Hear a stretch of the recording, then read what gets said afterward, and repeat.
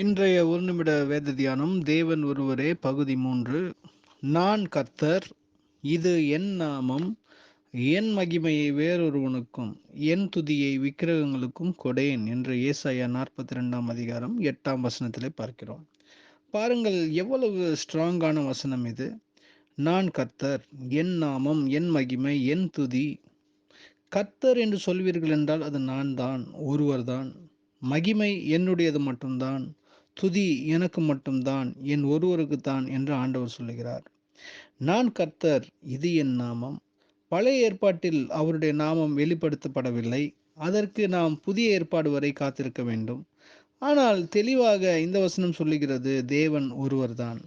தயவு செய்து அவருக்கு செலுத்தும் மகிமையை இன்னொருவருக்கு ஷேர் செய்யாதீர்கள். நீங்கள் ஜெபம் செய்யும் பொழுது உங்கள் துதி, ஸ்தோத்திரம் ஒரே மெய்தேவனாகிய இயேசு கிறிஸ்துவுக்கு மாத்திரமே செல்லட்டும்.